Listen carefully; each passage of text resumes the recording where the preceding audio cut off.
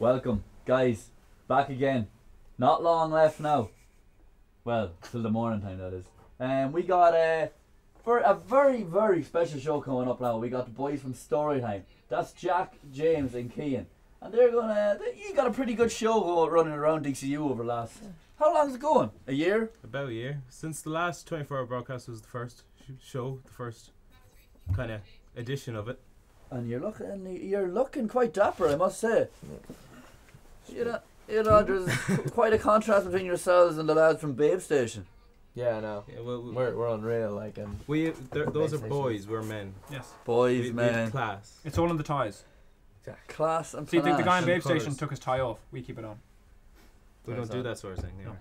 Down with that sort of thing.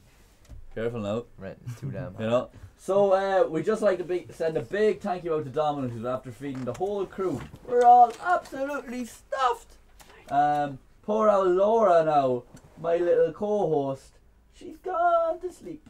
So I'm holding the ship, and going on so far now. What do you think, lads? Do you think I kind of have the dermalmalaria in me, or? Yeah. A little bit. Maybe even a bit of Ray Foley, maybe. Ray Foley. Much better than two of them, I think.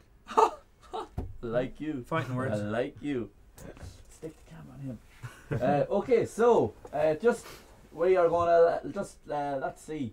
Do one last thing before I leave you to the boys of Storytime. We want you to keep on donating. It's absolutely going amazing at the moment. We have nearly €1,000 raised, and it's so easy to do. All you need to do is go to DCUmps.com, click on the little button, and that's it. You're there at the link. Little credit card number. €5, €7, whatever you can. So until we meet again, guys, it's over to you. Thank you, Patrick. And welcome to this special live edition of Storytime for the 24-hour broadcast. First of all, I think we'll start off talking about something we've all have a bit of experience with here. We've all read the book, The Hunger Games. Yes. First, I would like to point out, the more donations we get, the fewer spoilers there will be in today's show. So we're gonna purposely Donate threaten now, or threaten we'll ruin, spoilers. we'll We'll tell ruin you- your yeah. future. I'll tell you how the Cabin in the Woods ends. Oh. But the Hunger Games. Yeah. The Hunger Games, well, it's a book. The book is a phenomenon, and it's only recent. 3 years ago it came out, I believe. Yeah, I mean, it's basically recently become the new Twilight. Not that I it's think horrifically bad. No, it's a bad. I don't like comparing it to Twilight. I think I don't it's like a- comparing much to Twilight, but in terms of it's popularity, Yeah, Yeah. no, it's I'd say a lot of the same fan base are gonna go to see the Hunger Games, but then the it's a emo no, 13-year-old. I think they'll start off like that, but they'll become the Hunger Games. Because fans, there like, is a not the Twilight strong fans Hunger anymore. Games fan base already from the books, and they don't like the association now with Twilight fans. Yeah, no, I think it's a bit cheap to compare it too much with like Twilight, because it's not that, it's an action film rather than a romantic. Like, I know there is, though, in either or both of them, there's both kind of Strands. strands and plots, Yeah. but definitely I think it's more of an action film than anything else. Like there is an romantic element. Would you not consider it a sort of a philosophical thought on what it means to be a teenager stuck in a time of war? No. Okay. Good No. contribution. Yeah. One thing, the main connection you could make with it and Twilight is just basically that there's a love triangle. But Oh yeah. that's A all little bit that twisted in connects the Hunger them. Games. Yeah, More twists. much definitely. better, I think. Better twists. The Twilight, you're just waiting the whole story, but everyone is set to a team. Whereas in the Hunger Games, it's Whose team are you on? Like even the people don't like the whole Team Peeta, Team Gale thing. I wasn't A aware there was. lot of the fans I don't think it hasn't developed at all really. I think it's as much made as Twilight fans that watch it go, oh, Team Peeta now, but that's just because they're set in that way from Twilight. But But many people don't bring like it straight back to the Hunger Games and kind of going away from Twilight, which I know absolutely nothing about. How do you feel, without revealing too much, how do you feel, James, the book differed from the first movie? Do you think it was good? Because it did differ quite significantly. There are significant differences, but the thing was, most times in a book I really like, and I see something that's different, I hate it because, well, I'm a hardcore fan. This, I'm still hardcore fan of the Hunger Games book, but I thought the changes in the film were actually improvements. Okay. yeah. For example, in the books you have a friend, Madge Undersea, gives the Yes. Mockingjay pin. pin, and in the book, of course, she gets it from a trader in the black market, warehouse. The Hob, I believe. Yes, Yes. Greasy Say, I think it It was. was. His name was. Yes. Although that was not They didn't name elaborated her in on. the film. No. No. Yeah. The backstory of District 12 isn't It's done not into as explained much. much. And Maybe they'll go into it in the next that is a film. fault I found in the movie. Yeah, definitely. That Yeah. a The lot. whole series, like I've read the first two, and I hadn't planned on actually reading them. Yeah. Like I do a radio show about film, and we kind of made a pact. It's like, no, we've always read the book before the film, you know. And we're always on the side of, oh, the book, you have to read the book first. Books are always better. But this time we made a pact, and I broke the pact because I really, really, really, really, really wanted to read the book. And I found out that, like, I read the first one in one day, second one the next day, done. And I found that, like, the second one itself, you kind of, you know, it's a lot more about the districts and a lot more about the whole world and future world.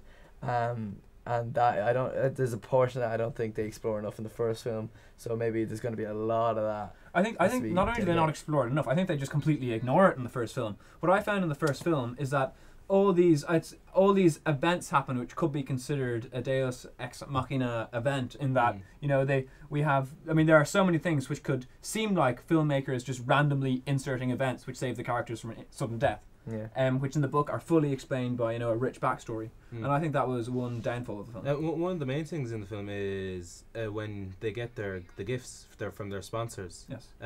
There's little notes Yeah. attached, and that's a difference from the book. In the book, the film kind of spoon feeds you But what's the message behind the sponsors' gifts are. See, I think that was they had to. I think it was an important thing that they had to change, because, like, the books are written in the first person, definitely. and it's so hard to get across, like, in film. Like, they explain, she thinks everything, and, like, you understand how everything is going on because she thinks those things.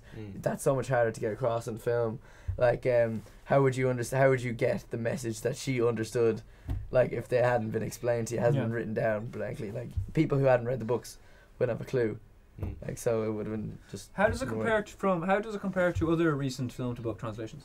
I think it's one I enjoy the film as much as the book, and I don't. As I said before, the differences I thought weren't bad. Okay. Weren't. And how does it compare? Because there's always been the huge comparison of Hunger Games to Battle Royale. Yes, but actually, the author Suzanne Collins, people have been saying that about her for years. But she explained where her inspiration for this book came from, where she was watching footage of the Iraq War, and switching between channels, and next channel over is a reality show, and she's saying, like, how would it be if in a society where the two kind of things are nearly combined, where people are so distant emotionally from what's happening on their screens that they don't care about the actual events that are happening to people, and then eventually what you'll have is war scenarios becoming a reality show. Which is the whole point of the book. Whereas I believe Battle Royale is about making soldiers out of children. Yeah, no, that's a really, actually, I didn't know that, and just thinking about that, that's like a really interesting thing, because you can really understand how she came across that, like, really understand her thinking behind it, because it's not completely far-fetched that, like, you become so distant, like, you do become so distant from reality TV, and when you watch all that, it's like, oh, they're just on TV, you know, it's like a completely different world. Like, obviously it's an extreme, but it's not understandable, you know, it's not too far-fetched. Charlie Brooker kind of explores it as well in his series Black Mirror. There is, have you ever seen this? I haven't seen you've Black Mirror. I recommended know it to me. Charlie Brooker. My God, watch it. Charlie Brooker is a genius. And there is one episode of Black Mirror, where he Explain? No. He has an entire story based around an entire civilization whose entire purpose is to fund and watch a television show, and they live inside this box of constantly watching this television show. Everyone wants to be on this television show, and it's really, really, really interesting. I'm not going to go into it because, like much of Charlie Brooker's work, once you know too much about it, it's just ruined. Okay. True. The man is a genius. Yeah. The way he portrays and rips apart different stories. But we won't go too much into it. With the Hunger Games as well, one thing I was going to bring back to was... Oh, God, forgot. Well, we can move on then if you remember. I was going to tie it in nicely to Game of Thrones, actually. Okay. I just forget how. They're both games. There are young actors in them. That's how you were going to tie it in. We'll go with that. Yes. Have you started watching? You've seen season 1, right? Yes. Have you started watching season 2? I did. Okay. 2 episodes into it now. We won't talk about them. Yeah, we won't. I'm just gonna say I'm blissfully unaware. I'm Or probably not blissfully unaware. I'm just completely Unblissfully. completely unaware of. It's definitely Ignorant. unblissful. You don't Ignorance know would what be you're a key. missing. It would be a really good word. This is really, I think, the best TV series that's come out in years. Really. Really, it's you have that. It's a fantasy, but not that tries to cater to children as well. Yeah. It's completely adult themes, and you have that with. Well, we can't talk too much into detail on these. Yeah. Well, it's the HBO. What are you going to gore expect? And Uh, It is HBO, right? it's yes, not it is PG. HBO. Okay, Grand. and we get it on Sky Atlantic here. Yeah, it's a HBO show, so there is all sorts of interesting things Mm. going on in that. And it is. I mean, it's got how many Irish actors? At least one. There's a fair few. There's Yeah. a few from Northern Ireland as well. Michelle Fairley. Yes. Connaught Hill is. No Northern idea who Irish. she is. Oh, he is. He- Plays Lord Varys, Oh, the spider, the spider, the indeed. eunuch. One of my favorite characters in the books. Okay. Actually, I'm currently reading. I was trying to read the entirety of book 2 before season 2 started. Failed miserably because they're huge, and got distracted halfway through book 2 by the Hunger Games books. So a lot of people say that the Game of Thrones books are books you just can't put down. No, I haven't really found that. Yeah, it's not a good sign, seeing as you just drop them for another series. it's far I haven't. too large. I don't think I've dropped it. I think Yeah. that I on quite hiatus, successfully maybe? put it down. Yeah. Yeah, I get you. So it's not an unputdownable book. Indeed.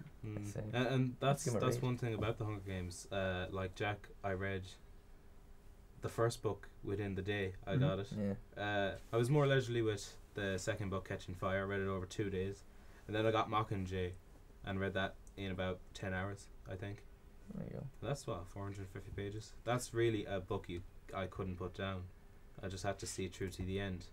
Tell me about the video game based around the Game of Thrones that's soon to be released. Well, last year we had a game, real-time strategy for PC called Game of Thrones Genesis. Now I didn't get it because, well, those are games you can get too addicted into, like the Total War Civilization. games are, and like Lost days.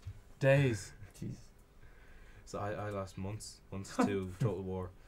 So Game of Thrones Genesis will go, maybe get It it shall again. pass. Sounds like my Age of Empires, right there.